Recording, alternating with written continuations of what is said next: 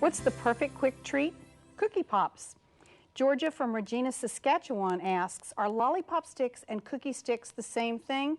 No, they're not. Cookie sticks are much thicker and heat resistant, so when you put them in the oven, they don't burn.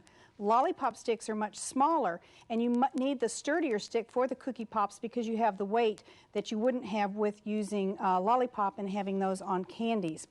Now, I have another question from Maggie in Midland, Texas, and she says, how do I go about inserting the stick in my cookies and keep the cookies from cracking?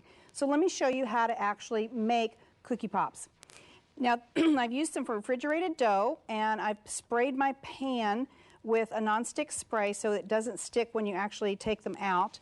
And there's an insert here, an indentation, and you want to put your stick in as far up as you can. Now, you don't want to lift it all or pat it down all the way to the top because it's going to bake over a little bit.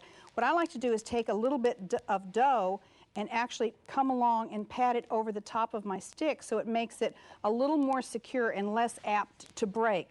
Then you would put these in the oven, bake them for around 10 minutes, and this is how they look when they come out, so that you can see they've baked over a little bit. They're a nice golden brown. But let's say you don't have a cookie pop pan. How do you make cookie pops without a cookie pop pan? It's kind of hard to say. You can take royal icing, and I have just some royal icing made up in a disposable decorating bag, and you can take your cookie that you rolled and cut out, turn him over, and actually just add some royal icing on the back. I'm having a little trouble here. Just add some royal icing on the back, and then put your cookie pop stick in there, and then add some additional royal icing on the top so that he's nice and firm. And you want to let that dry before you start putting it in a cookie arrangement or standing it up. Then the other thing you could do is there's some confectionery coating, and you would melt that on a low power, which is candy melts, and then you could actually do the exact same thing that I did with the royal icing.